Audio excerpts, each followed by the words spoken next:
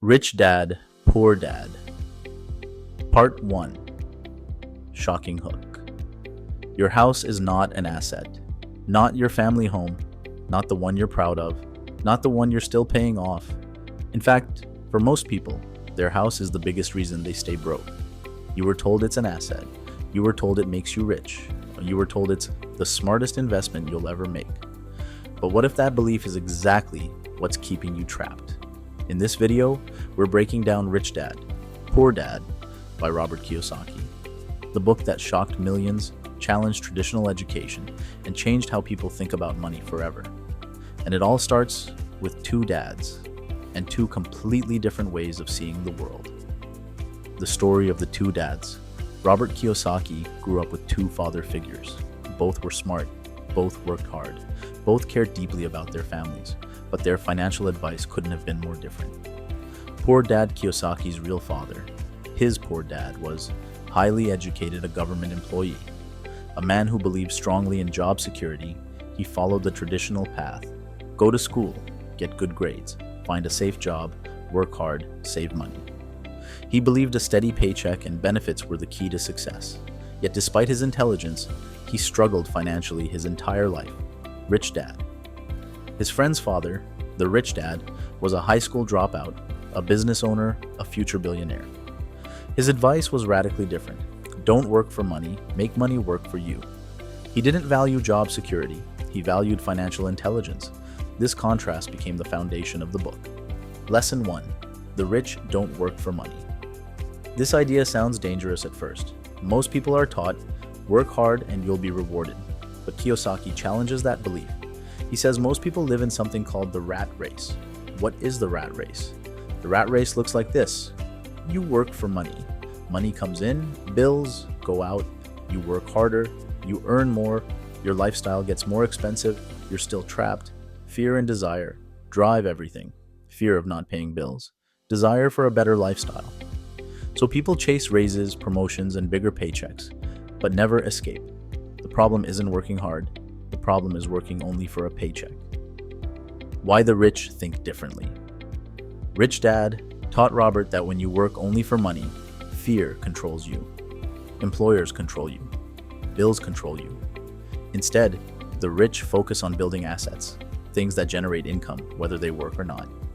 Examples: businesses, rental properties, stocks that pay dividends, intellectual property. They may work hard at first, but with a different goal: to build systems that pay them back. The rich don't quit jobs to be lazy, they quit dependence. Lesson 2. Why financial literacy matters. This is where Rich Dad, Poor Dad becomes truly controversial. Rich Dad taught Robert that schools don't teach money, they teach math, history, science, but not how cash flow works, debt really functions, taxes affect income, assets grow wealth. As a result, people earn money, but don't know how to keep it. Assets versus liabilities, the most important lesson. Here's the definition that changes everything. According to Rich Dad, an asset puts money in your pocket. A liability takes money out of your pocket. That's it. Simple, clear, uncomfortable. Assets put money in your pocket. Rental income. Dividends from stocks. Businesses that run without you.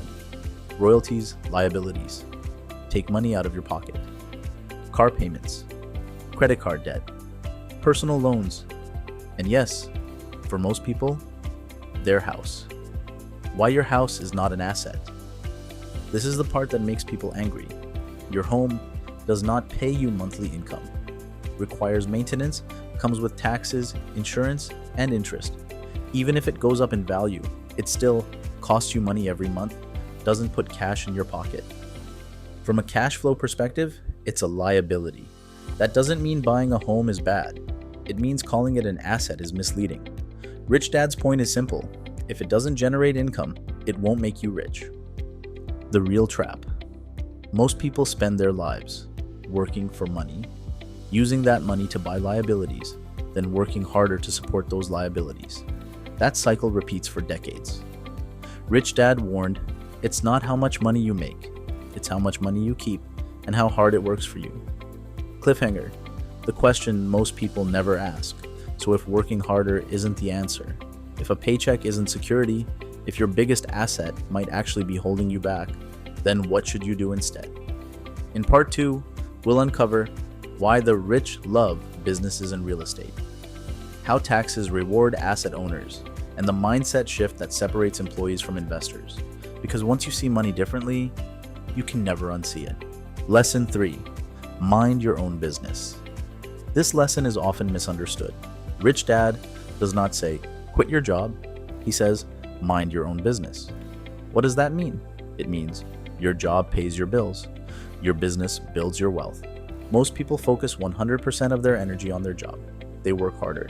They get promotions. They earn raises, but they never build an asset column. What is the asset column? Your asset column includes businesses you own, not jobs you work in. Rental properties, stocks, bonds, and ETFs. Intellectual property. Anything that puts money in your pocket without daily labor. Rich Dad's advice was simple. Use earned income to buy assets, not liabilities. That's how employees slowly become investors.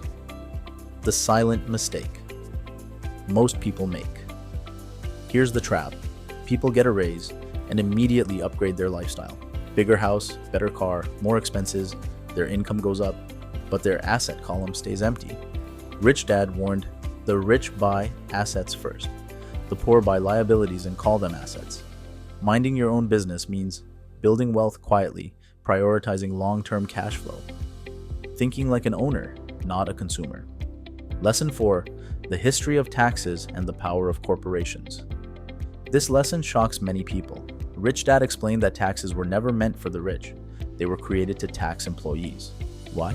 Because employees earn money first, then pay taxes. Business owners and investors? They earn money after expenses. That difference changes everything. Why corporations matter. Rich Dad loved corporations, not because they're evil, but because they're powerful tools. A corporation can earn money, spend money, and then pay taxes. An employee earns money, pays taxes, and lives on what's left. This is not cheating. It's understanding the rules. Rich Dad said, it's not about breaking the law, it's about knowing the law. The rich don't avoid taxes. They legally reduce them through structure and knowledge. Lesson 5. The rich invent money. Financial IQ. This is where everything comes together. Rich Dad taught that money is not real wealth. Financial intelligence is. Financial IQ includes accounting, understanding numbers, investing, knowing risk and return, markets, supply and demand, law, using rules to your advantage. The rich don't wait for opportunities. They create them. They see deals where others see risk. They ask different questions. They solve problems with money. That's what it means to invent money. Why most people never do this? Because financial intelligence requires learning, failing. Thinking independently, school teaches obedience. Jobs reward compliance. Rich Dad taught curiosity. Fear of making mistakes keeps people poor. The rich fail fast, learn fast, and move forward. Conclusion: how to start in 2026 with $0. Here's the most important truth. You don't need money to start. You need education and action. In 2026, starting looks like learning financial basics online, understanding assets and cash flow, improving skills that increase income, building knowledge before building wealth. Your first investment is not stocks, it's your mind. Start small, stay curious, build your asset column one step at a time. Final thought. Rich Dad. Poor Dad is not about getting rich fast. It's about seeing money clearly, escaping the rat race, choosing ownership over dependence. Once your thinking changes, your actions follow. And once your actions change, your financial future changes with them. Call to action. If this video challenged the way you think about money, like the video, subscribe for more powerful finance book breakdowns, comment below, I choose assets. Because financial freedom doesn't start with money, it starts with thinking differently.